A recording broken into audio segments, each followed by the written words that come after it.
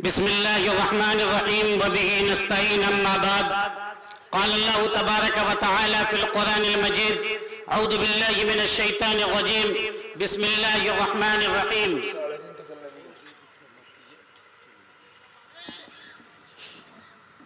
اقرأ باسم ربك الذي خلق خلق الإنسان من علق اقرأ وربك الأكرم الذي علم بالقلم علم الإنسان ما لم يعلم وقال أيضا الرحمن علم القرآن إلى آخر الآية وقال النبي صلى الله عليه وسلم إن العالم ليستغفر له من في السماوات ومن في الأرض حتى الحيتان في الماء أو كما قال النبي صلى الله عليه وسلم نہیں تیرا نشے من قصر سلطانی کے گنبد پر نہیں تیرا نشے من قصر سلطانی کے گنبد پر تو شاہی ہے بسیرا کر پہاڑوں کی چٹانوں میں تو شاہی ہے بسیرا کر پہاڑوں کی چٹانوں میں تعلیم لڑکیوں کی ضروری تو ہے مگر تعلیم لڑکیوں کی ضروری تو ہے مگر خاتون خانہ ہو سبھا کی پری نہ ہو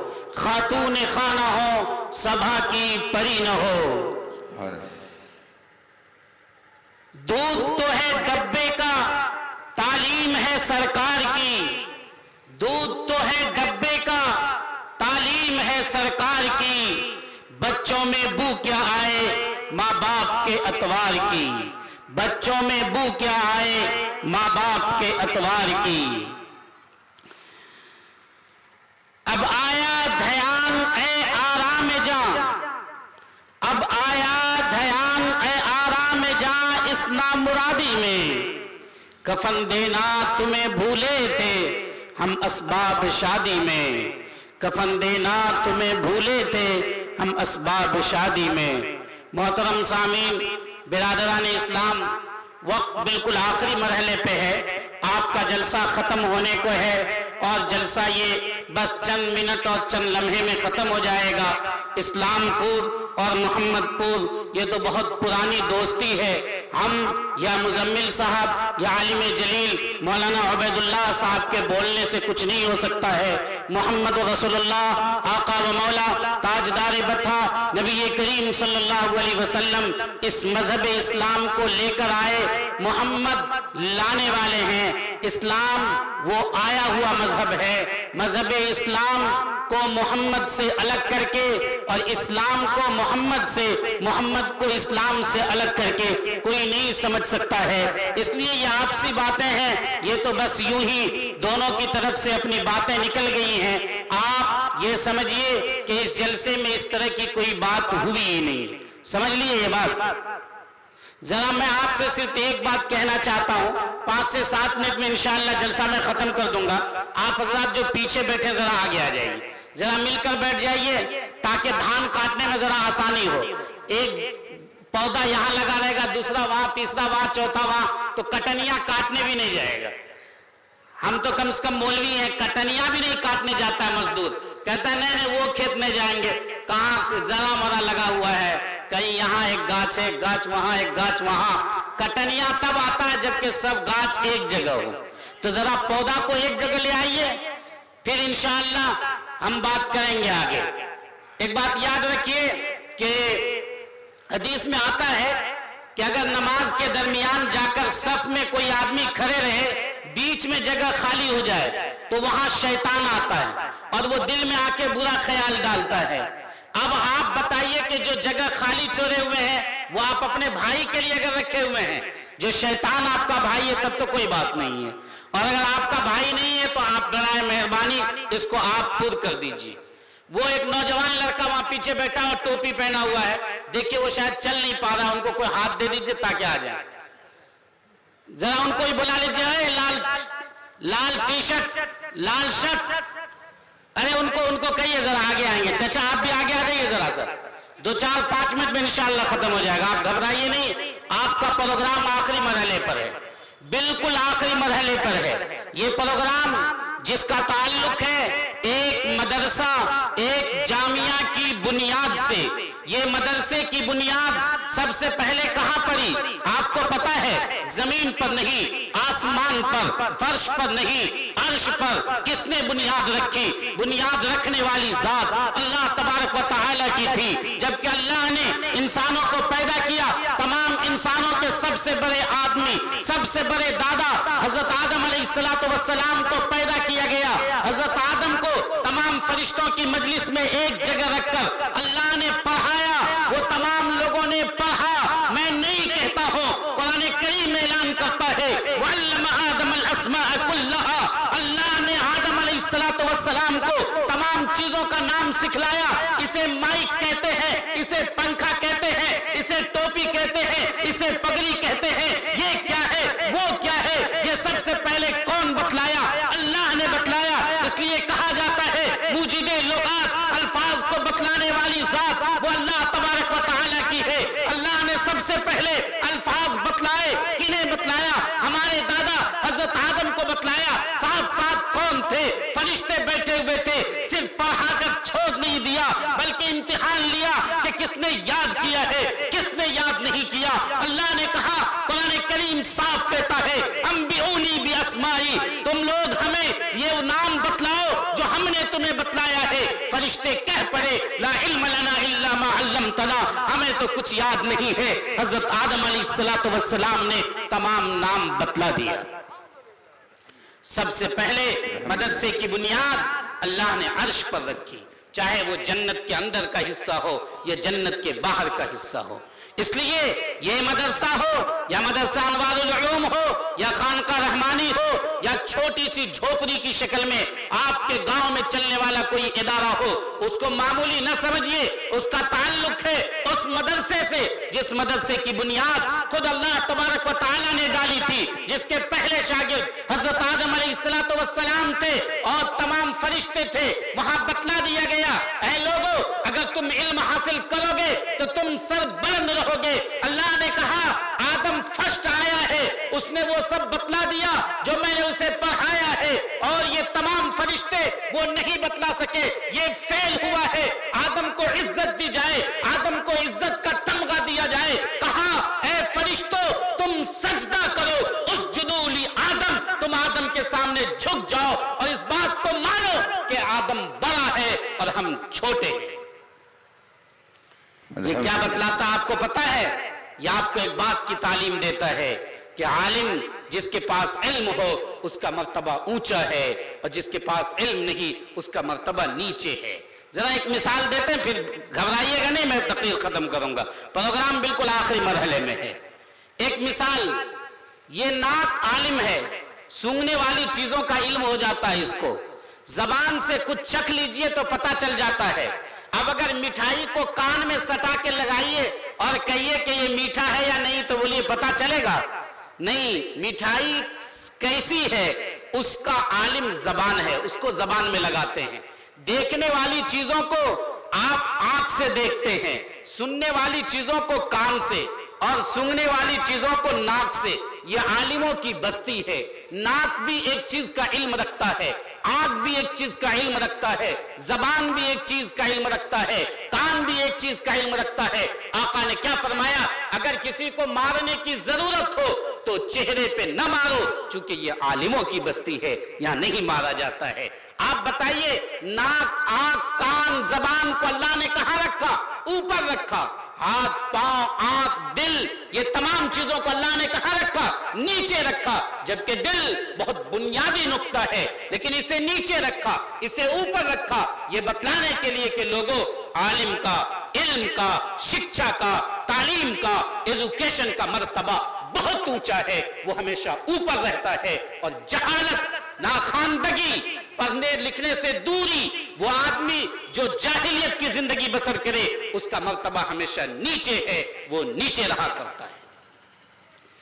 دنیا کی تاریخ گواہ ہے کہ جس قوم نے علم کو اپنے سینے میں بسایا وہ ترقی کے منازل کو طے کرتا چلا گیا. جب قوموں نے علم کے دامن کو چھوڑا وہ تنزلی اور پستی کی طرف چلتا چلا گیا. آج صورتحال کیا ہے؟ آپ نے بھی بہت سنا 3% ہیں ہمارے برہمن بھائی اس ملک میں، لیکن پورے ملک کی جتنی بڑی نوکریاں ہیں اس پر اسی کا قبضہ ہے۔ کیوں؟ اس لیے کہ اس کا بچہ پڑھتا ہے، لکھتا ہے، آگے بڑھنے کی کوشش کرتا ہے۔ ہمارا بچہ گالی دیا کرتا ہے، ناک کی ریت اس کے چوا کرتا ہے، وہ اپنے پینٹ کو نیچے اس کا لٹکتا ہے، نہ پینٹ کا پتہ ہوتا ہے نہ جسم کے ٹی شرٹ کا پتہ ہوتا ہے، وہ گندگیوں میں، انباروں میں اور کوڑا کرکٹوں میں کھیل رہا ہوتا ہے۔ اس کا باپ، اس کی ماں اس جگہ سے گزر رہی ہوتی ہے، اس کے باپ کو صرف پیٹ بھرنے سے مطلب ہوا کرتا ہے، اس کی ماں کو صرف گھر کے کاموں سے مطلب ہوا کرتا ہے۔ نہیں، تمہاری اصل زندگی وہ بچے کو سنوارنا ہے۔ ماں اور باپ کی شادی کیوں ہوتی ہے؟ ایک باپ اور ایک عورت اور ایک مرد کو دور سے لا کر ایک رشتے میں کیوں جوڑ دیا جاتا ہے؟ اس لیے تاکہ آدم کی اولاد بڑھے، تاکہ آقا و مولا تاجدار وطن نبی کریم صلی اللہ علیہ وسلم کی امت میں اضافہ ہو، انسانوں کی اولاد میں کثرت ہو، وہ دھیرے دھیرے نسل نو کا اضافہ ہوتا رہے۔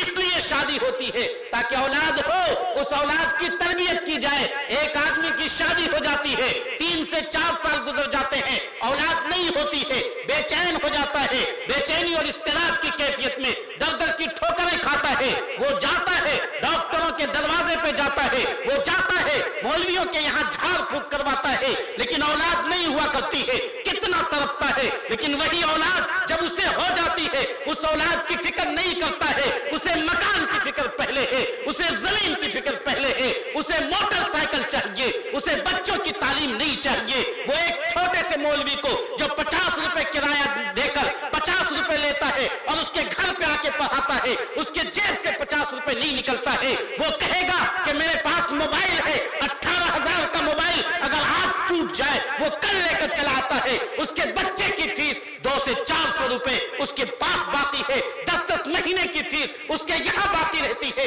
وہ اسے نہیں دیتا ہے کیونکہ اسے پتہ نہیں ہے کہ اس کی زندگی موبائل ہے یا اس کی زندگی اولاد ہے۔ ارے کمبختو، ارے ہم اور آپ نے اپنے آپ کی زندگی کو برباد کر رکھا ہے۔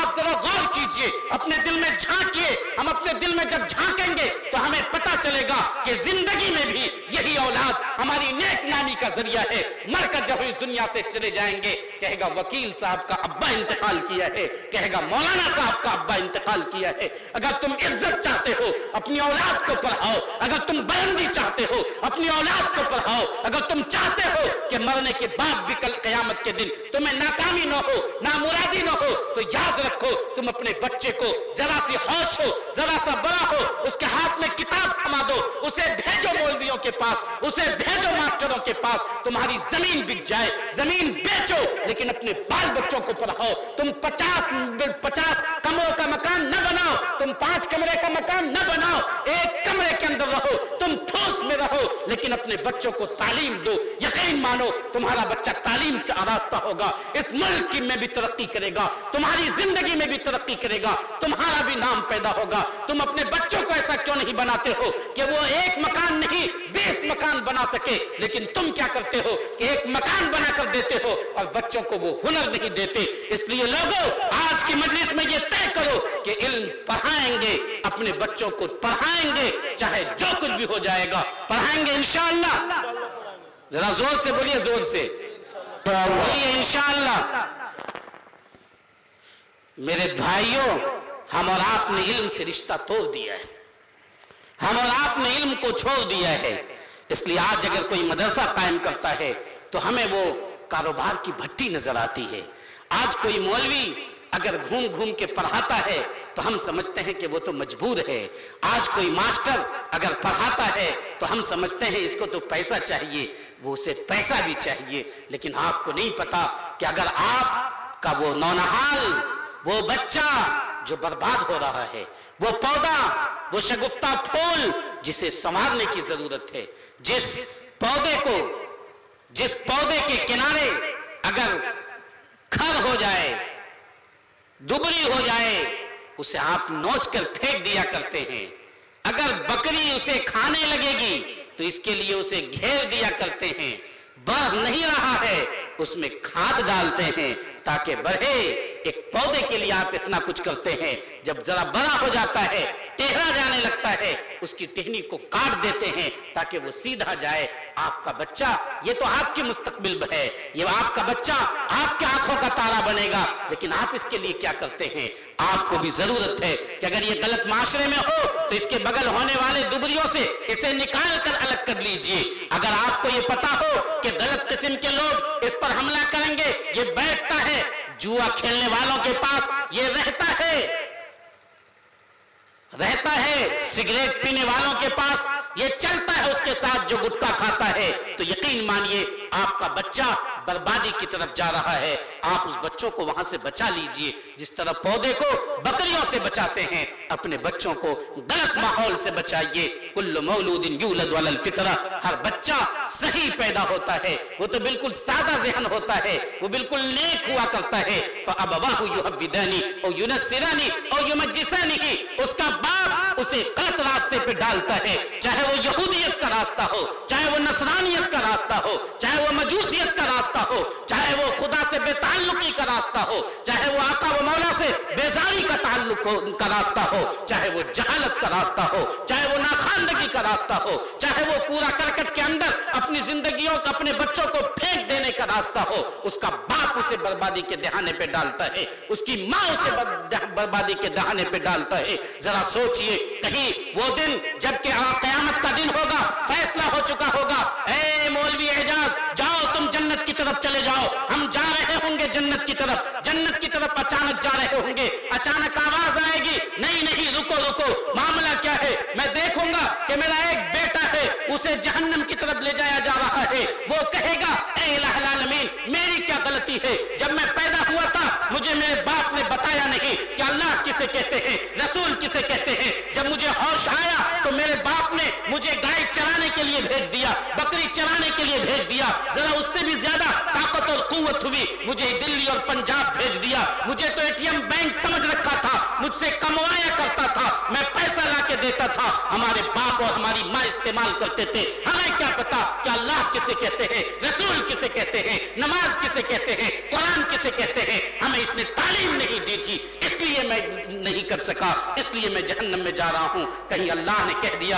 اے مولی اعجاز تم کیوں جا رہے ہو جنت کی طرف, تم نے اپنے بیٹوں کو غلط راستے پہ ڈالا, اس لیے تم جاؤ جہنم میں, تمہارا بیٹا جائے گا جنت میں. اس وقت کیا ہوگا؟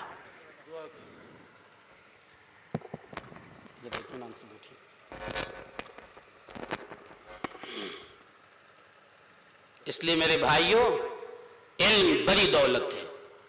آپ یہاں سے جائیے تو یہ طے کر کے جائیے کہ ہم اور آپ اپنے بچوں کو پڑھائیں گے انشاءاللہ. یہ مدرسہ جامعہ جو کھلا ہے, یہ نہ سمجھیے کہ یہ آپ تمام لوگوں کے لیے, ایک مدرسے کے سامنے یہ دوسرا مدرسہ ہے, پھر بھی یہ آپ لوگوں کے لیے نعمت ہے.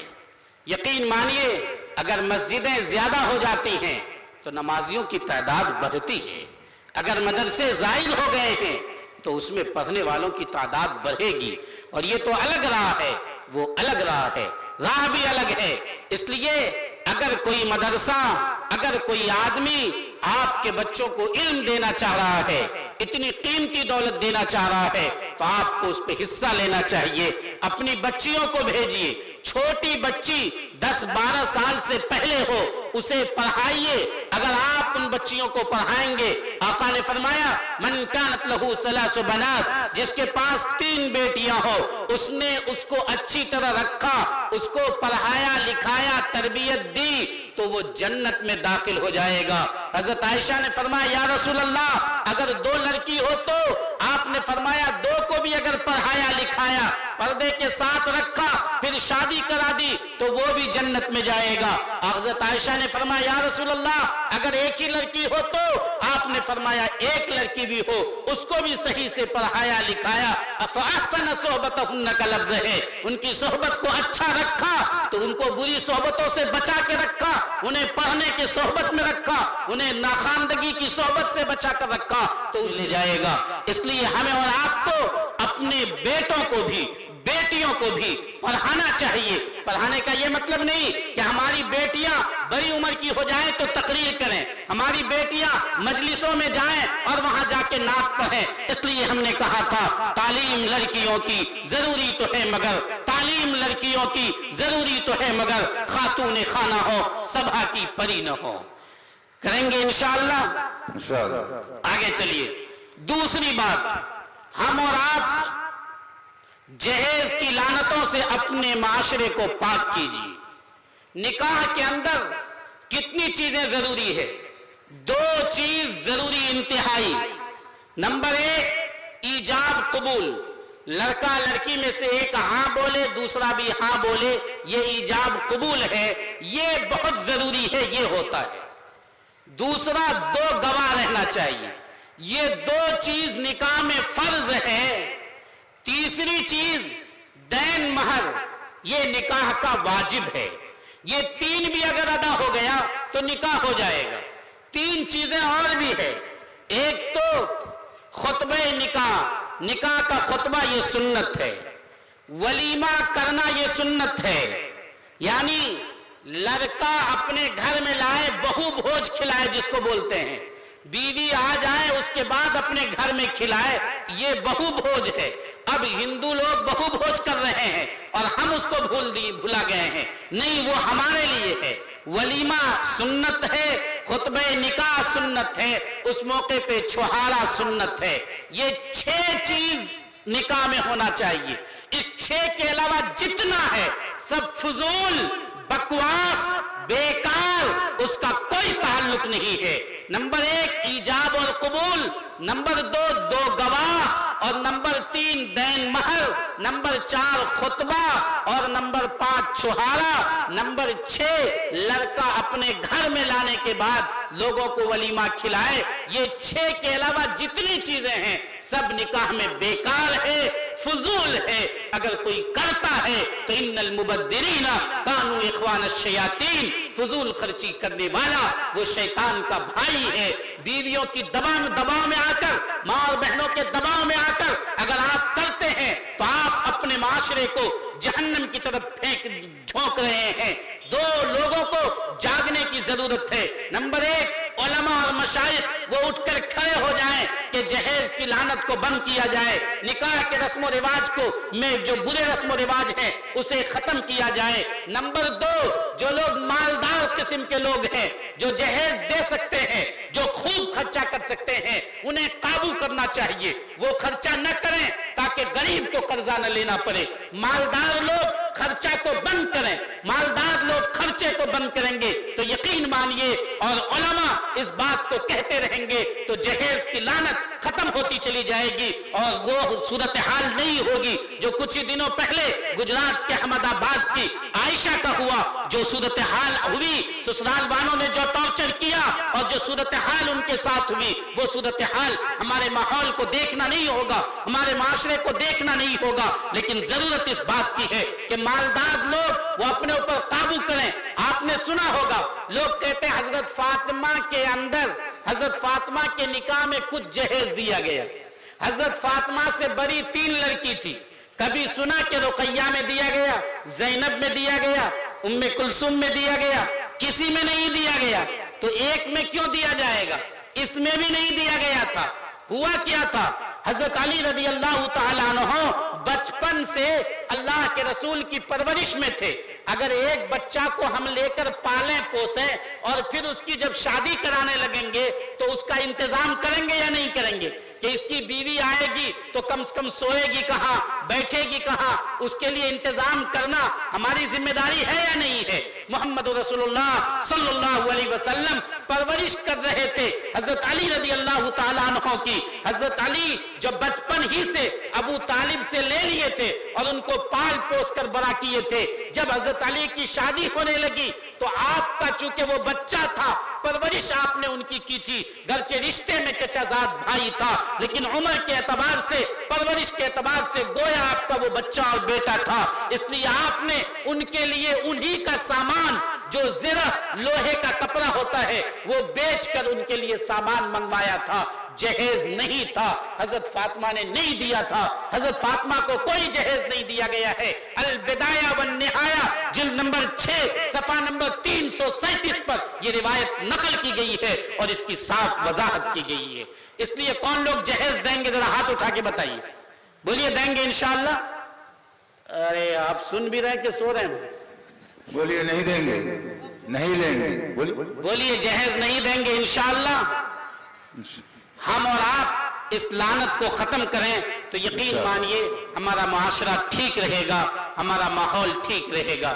علم کو بھی لگائیے اور اپنے معاشرے سے نکاح جیسی بری چیزوں کو بھی، آپ نکاح کے برے رسم و رواج کو ختم کیجئے، وقت پر شادی کرائیے۔ لڑکا اگر جوان ہو گیا تو جہاں رشتہ ملے اس کی شادی کرا دیجئے، اور لڑکا جب جوان ہو رہا ہے تو اس کو سوچنا چاہیے، یا معاشر الشباب من استطاع منکم الباءۃ فلیتزوج۔ جب لڑکا جوان ہونے لگے تو اس کی ذمہ داری ہے کہ وہ کھانا خرچہ کا انتظام کرے، شادی سے پہلے کمائے اتنا تاکہ وہ اپنے بیوی کا نفقہ برداشت کر سکے، بیوی کو دین مہر دے سکے۔ یہ نہیں کہ بندھوا لیا اور مرنے لگے تو بیوی کا اب معاف کر دو، اب بیچاری کو ملے گا نہیں تو معاف نہیں کرے گی تو کیا کرے۔ اس لیے آپ جوان ہونے سے پہلے کمائیے، خود اپنے لیے کما کر جمع کیجئے تاکہ آپ شادی کر سکیں، اور وقت جیسے ہو شادی کرا دیجئے، لڑکا کی بھی لڑکی کی بھی۔ روایت ہے مشکات کے صفحہ نمبر 268 پر اللہ کے رسول صلی اللہ علیہ وسلم نے فرمایا، جس کا بچہ بالغ ہو گیا، جوان ہو گیا، باپ نے شادی نہیں کرائی، بچہ کوئی گناہ کر بیٹھا، کسی غلط جگہ چلا گیا، کسی لڑکی سے جا کر پھنس گیا، تو لڑکا کو تو گناہ ہوگا ہی، اتنا ہی گناہ اس کی ماں کو بھی ہوگا، اس کے باپ کو بھی ہوگا۔ اگر بچی بگڑ کر چلی گئی تو اتنا ہی گناہ اس کی ماں کو بھی ہوگا، اس کے باپ کو بھی ہوگا۔ اگر ماں سخت ہو، ماں اگر صحیح نگرانی کرے، بچی بگڑے گی نہیں، بچی غلط راستے پہ نہیں جائے گی۔ اس لیے ضرورت اس بات کی ہے کہ آپ باپ چچاؤں، آپ مائیں اور بہنیں، آپ جگیے، بیدار رہیے، اور آپ یہ سمجھیے کہ اگر آپ نے اپنے بچوں کو قابو میں رکھا تو پھر آپ کی عزت بچی رہے گی، ورنہ یہ نوجوان، یہ لڑکے اور لڑکیاں آج کل موبائل کے اندر پھنس کر وہ آپ کی عزتوں کو کب مٹی میں ملا دے گا اس کا کوئی پتہ نہیں ہے۔ انشاءاللہ ہم لوگ اپنے بچوں پر، اپنی بچیوں پر کڑی نگرانی رکھیں گے اور اس کو دیکھ ریکھ کریں گے انشاءاللہ۔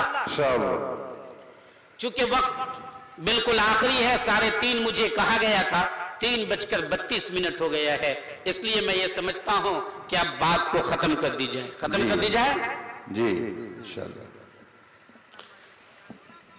نبی صلی اللہ علیہ وسلم من یضمن لی ما بین لحیہ وما بین فقدیہ ازمن له الجنہ۔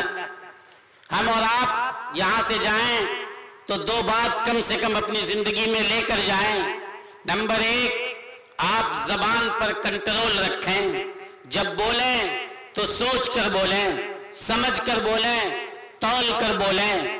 آپ کی گھر کی عورتیں، ہماری مائیں، ہماری بہنیں اپنی زبان کو قینچی کی طرح نہ چلائیں، بلکہ چلانے سے پہلے وہ یہ سوچیں کہ ہمارے منہ سے نکلے ہوئے اس لفظ کے ذریعہ کہیں ساس کا دل زخمی تو نہیں ہو رہا ہے، ہمارے منہ سے نکلا ہوا یہ لفظ کہیں ہماری نند کے دل کو زخمی تو نہیں کر رہا ہے، ہمارے گھر کے افراد کو چھلنی تو نہیں کر رہا ہے۔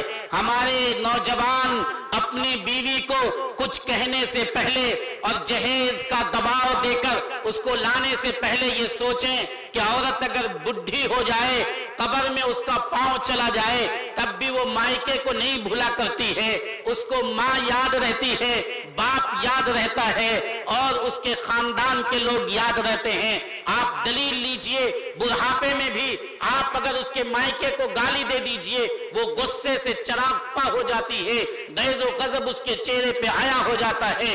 اس کا مطلب یہ ہے کہ وہ مائکے کو کبھی بھولتی نہیں ہے۔ ذرا بتائیے، اس کا رشتہ نکاح ہو رہا ہے اور اور اس کا باپ رات بھر جاگ رہا ہے، اس کی مائیں دن بھر جاگ رہی ہیں، اس کا باپ اور اس کی ماں ابھی شادی سے پہلے وہ نوجوان عورت گھر میں بیٹھی ہے، اس کا باپ اور اس کی ماں صبح شام یہی بولتا ہے کہ بتاؤ پیسہ کا انتظام کہاں سے ہوگا، ایک پلنگ بھی دینا ہے، ساتھ میں ایک موٹر سائیکل بھی دینا ہے، فریج کا انتظام بھی کرنا ہے۔ یہ بیچاری جو جا رہی ہے اپنے پیا کے گھر، جو جائے گی اپنے شوہر کے گھر، دن رات اس کے دل پہ چھلنی چل رہی ہے، چونکہ اس کا باپ یہ پریشان ہے، اس کا باپ کبھی قرضے کے لیے جاتا ہے، اس کا باپ آتا ہے اور کہتا ہے اپنی بیوی سے کہ دیکھو میں زمین لگانے گیا تھا، زمین بھی لگ نہیں پائی ہے، وہ آ کر کہتا ہے کبھی کہ سود پہ پیسہ لینے گیا تھا، اس نے سود پہ بھی پیسہ نہیں دیا ہے، بتاؤ اب کیا کریں۔ اس کی ماں کہتی ہے فلانیہ فلاں کے پاس چلے جائیے، چلا کے پاس چلے جائیے، صبح شام 2 مہینے تک کبھی ادھر فون، کبھی ادھر فون، کبھی ادھر سے پیسے کا انتظام، کبھی ادھر سے پیسے کا انتظام ہو رہا ہے، اور وہ عورت جو آ رہی ہے محبت کے نام پر، جو آ رہی ہے اس لیے تاکہ آپ کے گھر کو بسائے، آپ کے گھر کو سجائے، آپ کے گھر میں جھاڑو بھی وہی لگائے گی، آپ کے گھر کا کپڑا بھی وہی دھلے گی، آپ کے بچوں کو نہلائے گی، دھلائے گی وہی، آپ کے کپڑے بھی وہی دھلے گی، آپ کے پاؤں کو بھی وہی دبائے گی، آپ کے سر کو بھی وہی دبائے گی، اور بسا اوقات آپ کی ماں کو بھی وہی دیکھے گی، آپ کے باپ کو بھی وہی دیکھے گی، جو اس لیے آ رہی ہے آپ کے گھر تاکہ آپ کے گھر کو آباد کرے، آپ کے گھر کو خوشحال کرے، آپ کے گھر کو جنت کا نمونہ اور سکون کا نمونہ بنا دے۔ اس عورت کے دل پر کتنی چھلنی چل رہی ہے، شادی سے پہلے ہر لمحہ وہ سوچ سن رہی ہے کہ ہمارا سسر یہ مانگ لیا ہے، ہماری ساس نے یہ مانگا ہے، ہمارا دیور نے کہا ہے کہ یہ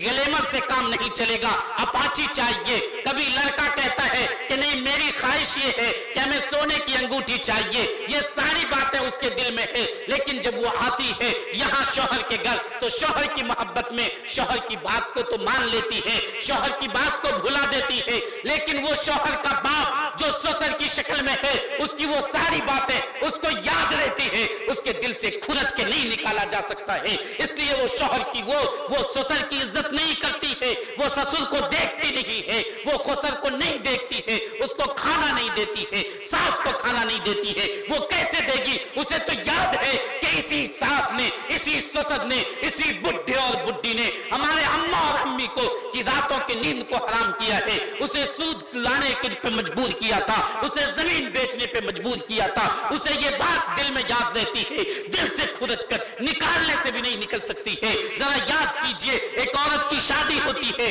وہ لڑکی اپنے میکے سے رخصت ہو کر اپنے سسرال آتی ہے اور وہ کہتی ہے اپنے شوہر سے، اس کے شوہر نے کہا ذرا پانی لاؤ گلاس سے، تو اس نے کہا میں پانی نہیں لاؤں گی، پانی تم لاؤ گے، تمہیں میرے باپ نے خریدا ہے، تمہیں 10 لاکھ روپے دیا ہے، تم نوکر میرے ہو، ہم تمہارے نوکر نہیں ہیں، تمہارے باپ نے ہمیں پیسہ نہیں دیا ہے، پیسہ میرے باپ نے خرچہ کیا ہے، خریدے ہوئے نوکر تم ہو، پانی تم لاؤ گے، کھانا تم بناؤ گے۔ بات بھی حقیقت ہے، جب خریدے ہوئے تم شوہر ہو، تم تو خریدے ہوئے بچڑے ہو، تمہاری تو قیمت لگ رہی ہے، انسان کی قیمت نہیں لگتی ہے، انسان انمول ہوا کرتا ہے، اس کی قیمت نہیں لگ سکتی ہے، لیکن تمہاری قیمت لگی، تمہاری بولی لگی، پھر تمہاری عزت کہاں سے آ سکتی ہے؟ تم تو ٹھیک اسی طرح ہو گئے جس طرح سبزیاں بکتی ہیں، اس کی قیمت لگتی ہے، گوشت بکتا ہے، اس کی قیمت لگتی ہے، بلب بکتا ہے، لوگ پوچھتے ہیں یہ کتنے کا، یہ کتنے کا، چٹی بکتی ہے، پوچھا جاتا ہے کتنے کا،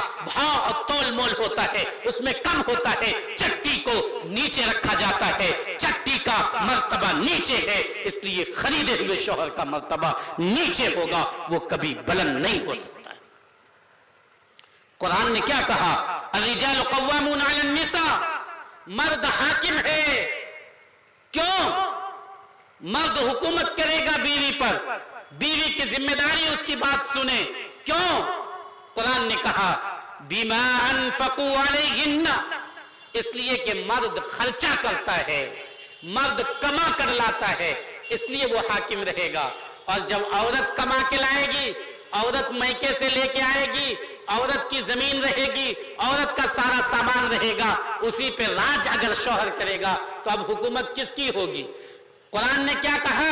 حکومت مرد کی۔ کیوں؟ وجہ یہ ہے کہ وہ خرچہ کرتا ہے، وہ کما کر لاتا ہے، پیسہ وہ دیتا ہے۔ اب پیسہ اگر عورت دے، خرچہ عورت کی طرف سے ہو تو حکومت کس کی ہونی چاہیے؟ انصاف کیجئے، عورت کی ہونی چاہیے نہیں ہونی چاہیے؟ اس لیے حکومت عورت کی ہوتی ہے۔ ہم اور آپ اس طرح لاتے ہیں، نتیجہ ہماری ماؤں کی، ہماری بہنوں کی جو زبان چلتی ہے وہ دل میں چونکہ زخم رہتا ہے، اس لیے زبان سے ایسی بات بولتی ہے کہ کبھی ساس کا دل زخمی، کبھی نند کا دل زخمی، کبھی پورا گھر کا ماحول خراب۔ بیوی کو تو اس لیے لائے تھے تاکہ گھر آباد رہے، لیکن آپ نے گھر کو برباد کر دیا۔ اس لیے یہ بات ایسی نہیں کہ ایک کان سے سنیے دوسرے کان سے نکال دیجیے۔ اگر آپ، معجم طبرانی کی روایت ہے، سسرال کے مال پر عیش کریں گے اور شادی اس لیے کریں گے تاکہ مال ملے، تو وہ مال ختم ہو جائے گا، وہ بربادی آپ کی مقدر بن جائے گی۔ ایک واقعہ میں سنا کر اپنی بات ختم کرتا ہوں۔ مفکر اسلام حضرت سید مولانا محمد ولی صاحب رحمانی دامت برکاتہم، جو امیر شریعت بھی ہیں، جنرل سیکریٹری آل انڈیا مسلم پرسنل لا بورڈ بھی ہیں، جو جگہ جگہ ابھی بھی جہیز جیسی بری رسم و رواج کو ختم کرنے کے لیے پروگرام کروا رہے ہیں، اردو جیسی زبان کی حفاظت کے لیے، اس کی ترغیب کے لیے جگہ جگہ جا بھی رہے ہیں، اپنے لوگوں کو بھیج بھی رہے ہیں۔ ان کا ایک واقعہ سنیے، وہ یہ کہتے ہیں کہ ایک جگہ شادی میں بلایا گیا تھا، میں تو گیا نہیں، لیکن وہاں جو شادی ہوئی، شادی میں اس طرح کہ دولہے صاحب آئے ایک گھوڑے پر بیٹھا ہوا، پھر کچھ دیر کے بعد دولہے صاحب اتر گئے، ایک چوکی لائی گئی، وہ چوکی سجائی ہوئی تھی، اس چوکی کو 4 لوگوں نے اٹھایا ہوا تھا، وہ 4 لوگ مزدور تھے۔ اس چوکی کے اوپر میں کسے رکھا گیا؟ اس چوکی کے اوپر میں لڑکیوں کو لایا گیا، ناچنے والی طائف کو لایا گیا۔ یہ دولہے صاحب یہ گھوڑے پر سوار ہیں، گھوڑا جا رہا ہے، اور وہ چوکی جو 4 5 8 لوگوں کے کندھے پر ہے، اس چوکی پر ناچ رہی ہے ناچنے والی رنڈیاں، وہ اس پہ ناچ رہی ہیں، ناچ دکھا رہی ہیں، اور یہ دولہے صاحب اسے دیکھتے ہوئے جا رہے ہیں۔ کروڑوں روپے ان کی شادی میں خرچ ہوا۔ چند سال گزرے، 8-10 سال کے بعد میں جب اس طرف سے گزرا تو میں نے دیکھا کہ ایک جگہ ایک ستون سے ٹیک لگایا ہوا ایک آدمی بیٹھا ہوا ہے۔ میں نے پوچھا یہ کون آدمی ہے؟ بتایا گیا یہ فلاں آدمی ہے جس کی شادی اس طرح ہوئی تھی۔ آپ نے معلوم کیا کہ یہ کس طرح کیوں بیٹھے ہیں؟ بتایا گیا کہ یہ ختم ہو گئے، ان کی ساری دولت ختم ہو گئی، بیوی الگ ہو گئی، یہ تنہا ہے، اس کو کوئی پوچھنے والا نہیں ہے۔ 6 مہینے تک یہ اسی جگہ بیٹھا رہے گا، کوئی کھانے دیتا ہے تو کھا لیتا ہے، ورنہ اس کا دماغ کام نہیں کرتا ہے، اسی جگہ ٹیک لگائے ہوا رہتا ہے۔ پھر 6 مہینے کے بعد یہ جگہ بدل دیتا ہے، پھر دوسری جگہ جاتا ہے، کوئی کھانے دیتا ہے تو وہ کھا لیا کرتا ہے۔ حضرت نے فرمایا کہ لوگوں ذرا دیکھو، دھیان دو، جس آدمی نے آج سے 10 سال پہلے کروڑوں روپے اپنی شادی میں خرچ کیا تھا، عیش و عشرت کی وہ شادی، ننگا ناچ ناچا گیا تھا جس شادی میں، جسے دیکھ کر لوگ اشش کر اٹھے تھے، اس شادی کی صورتحال یہ ہے کہ اس میں یہ نحوست آئی کہ وہ 61 سال ہو گیا، بیوی بھی الگ، وہ برباد ہے۔ بہت دور کی بات نہیں ہے، چکلا کی سرزمین پہ ایک غیر مسلم نے اپنی بیٹی کی شادی کرائی، 40 لاکھ روپے جہیز میں دیا اور 4 ویلر بھی دیا۔ چند دنوں کے بعد مولانا حسیب الرحمان صاحب کے پاس وہ تعویذ لینے کے لیے پہنچا کہ ہمارا داماد ہماری بیٹی کو نہیں مانتا ہے۔ تو مولانا حسیب الرحمان صاحب نے کہا 40 لاکھ اور دے دو تب خوب مانے گا۔ حضرت دامت برکاتہم فرماتے ہیں لوگ میرے پاس آتے ہیں، کہتے ہیں بچہ جو پیدا ہوا تو یہ للہا ہو گیا ہے، کوئی تعویذ دے دیجئے کہ اس کا ہاتھ صحیح ہو جائے۔ کوئی بچہ پیدا ہوا ہے تو اس کا دماغ کام نہیں کرتا ہے، حضرت تعویذ دے دیجئے تاکہ اس کا دماغ ٹھیک ہو جائے۔ بعض بچہ پیدا ہوا بوکا ہے، یہ تعویذ دے دیجئے یہ ٹھیک ہو جائے۔ حضرت نے فرمایا میں نے غور کیا، دھیان کرنے کے بعد پتا چلا وہ تمام لوگ جس کا بچہ بوکا ہے اس نے جہیز لیا تھا، وہ بچہ جس کا بچہ دماغ کا ٹہرا تھا اس نے جہیز لیا تھا، جس کا نتیجہ یہ ہوا کہ اس کی اولاد برباد ہو رہی ہے۔ اس لیے ہم اور آپ عبرت کے کانوں سے سنیں، نکال نہ دیں۔ یقین مانیے المال غد وراہن، مال صبح کو آتا ہے شام کو چلا جاتا ہے۔ جو آدمی کل فقیر تھا آج بلڈنگوں میں ہے، جو کل بلڈنگوں میں تھا نوکر اور خدام تھے آج دیکھیے وہ چٹی پر آ گئے ہیں۔ کیوں؟ مال دینے والی ذات اللہ کی ہے، مال وہی دیتا ہے، مال وہی خرچ کرواتا ہے۔ اس لیے مال کے سلسلے میں کسی پر اعتماد نہ کریں، نہیں کریں گے انشاءاللہ تو ہماری ماں اور بہنیں گالی آج سے خوب دیں گی انشاءاللہ، نہیں دے گی بھائی، زبان کی وہ حفاظت کرے گی۔ اور ہم اور آپ، ہمارا نوجوان جو ذرا سا پڑھ لیا بڈھے کو خوب سختی سے بولے گا، ڈانٹ اور ڈپٹ کر۔ قدرت کو ناپسند ہے سختی زبان میں، اس لیے نہیں رکھی ہے ہڈی زبان میں۔ میٹھا بول بولیے، نرم بول بولیے، سخت بات بھی اس طرح بولیے کہ لوگوں کے کان میں رس گھول دیجئے۔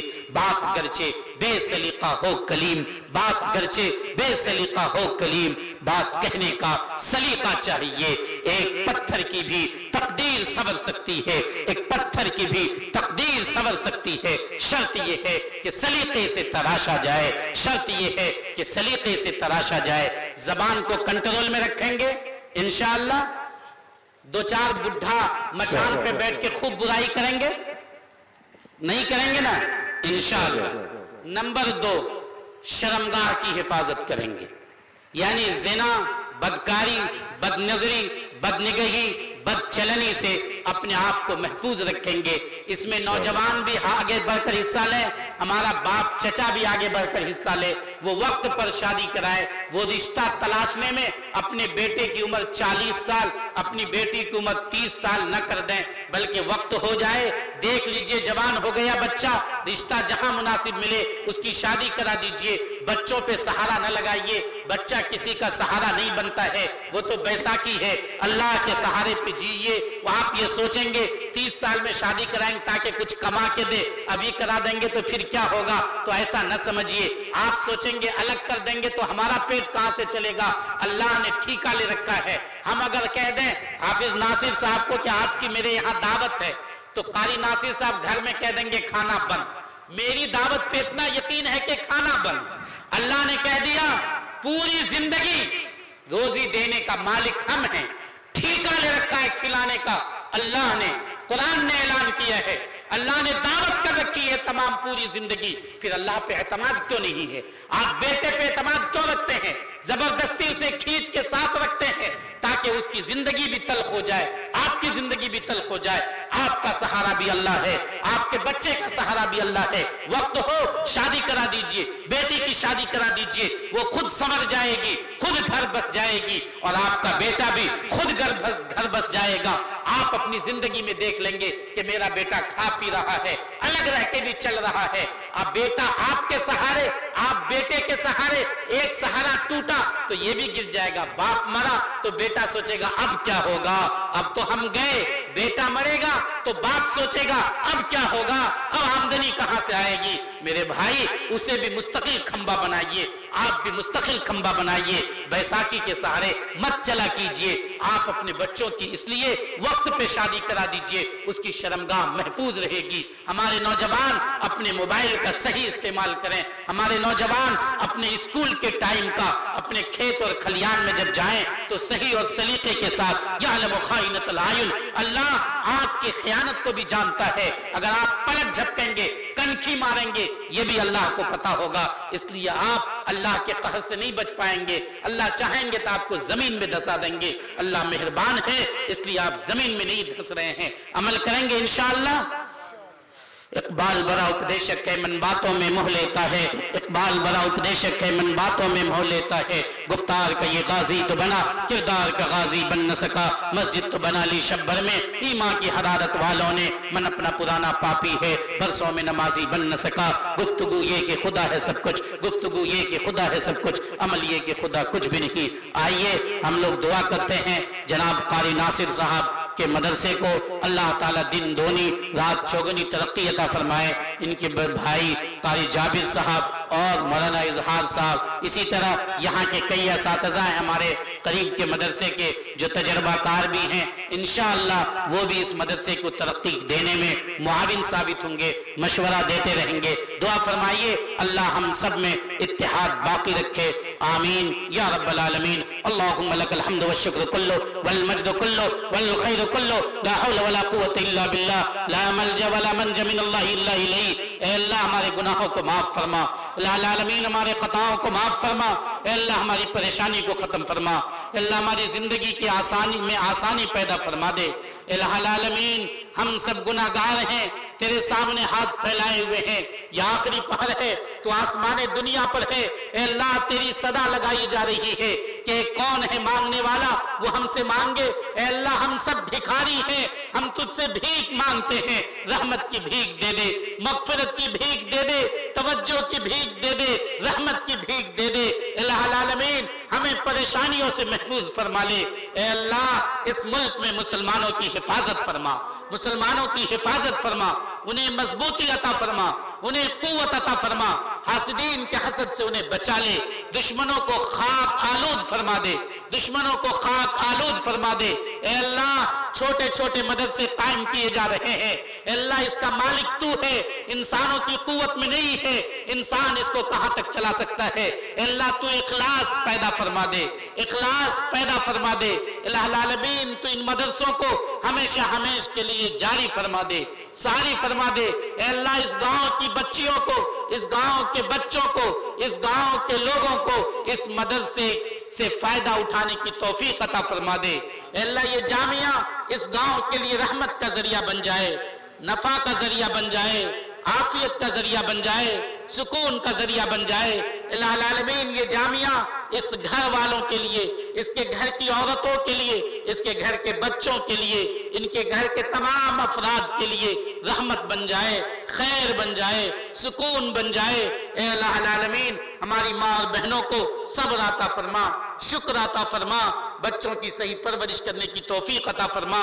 الہ العالمین ہم سب پریشان ہیں، ہماری تمام پریشانیوں کو ختم فرما۔ اے الہ العالمین ہم سب کے امیر شریعت مفکر اسلام حضرت سید مولانا محمد ولی صاحب رحمانی دامت برکاتہم طرح طرح کی کوششیں کر رہے ہیں، الہ العالمین ان کی تمام کوششوں کو کامیاب فرما، ان کی تمام کوششوں کو کامیاب فرما۔ اللہ اس ملک کو ہم تمام لوگوں کے لیے جائے امن بنا دے، جائے امن بنا دے۔ الہ العالمین مدارس اور مساجد پر کسی طرح کی آفت نہ آنے پائے۔ اے اللہ لاک ڈاؤن کی باتیں ہم سن رہے ہیں، سن کر ہمارا ہوش بگڑ رہا ہے۔ اے اللہ ہم جس قحط سالی سے، ہم جس بھوک مری سے گزر رہے ہیں، اللہ اب ہم برداشت نہیں کر سکتے۔ الہ العالمین ہم اپنے مدرسوں سے کتنے دن سے الگ رہے، ہمارے علماء ہم سے کتنے دن سے کٹے ہوئے رہے، اے اللہ ہم برداشت نہیں کر سکتے ہیں۔ اے اللہ یہ مدرسہ تیرے پاک رسول کی تعلیم کا گھر ہے۔ اے الہ العالمین یہ علماء تیرے پاک بندے ہیں، نیک بندے ہیں۔ اے الہ العالمین تو انہیں خوشحال رکھ، ان کے مدرسوں کو ہمیشہ ہمیش کے لیے جاری ساری قائم فرما دے۔ الہ العالمین ہمارا رابطہ ان سے مضبوط دے۔ اے اللہ جتنے لوگ یہاں بیٹھے ہیں ان کے دل میں جتنی جائز تمنائیں ہیں تمام تمناؤں کو پورا فرما دے۔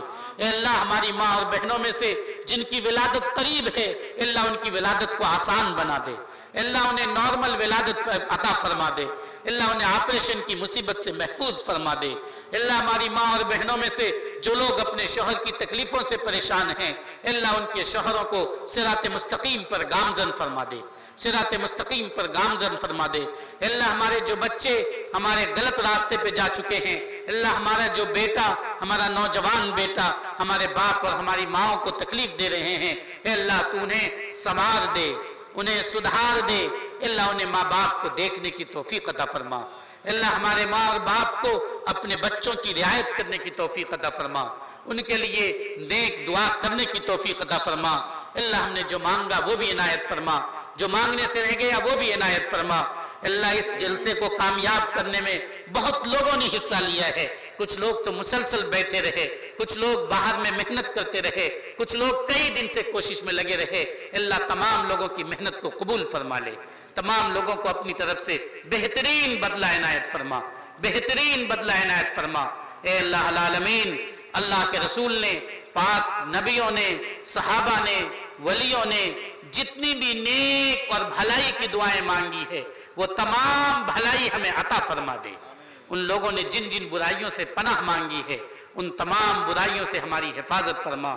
ربنا تقبل منا انك انت السميع العليم ربنا ولا تحملنا ما لا طاقة لنا به واعف عنا واغفر لنا وارحمنا انت مولانا فانصرنا على القوم الكافرين اللهم انت السلام ومنك السلام تبارك ربنا يا ذا الجلال والاكرام اللهم انا نسألك العفو والعافية في الدنيا والآخرة ربنا باعد بيننا وبين خطايانا كما بعدت بين المشرق والمغرب ونقنا من خطايانا كما ينقى الثوب الأبيض من الدنس سبحان ربك رب العزة عما يصفون وسلام على المرسلين والحمد لله رب العالمين برحمتك يا أرحم الراحمين۔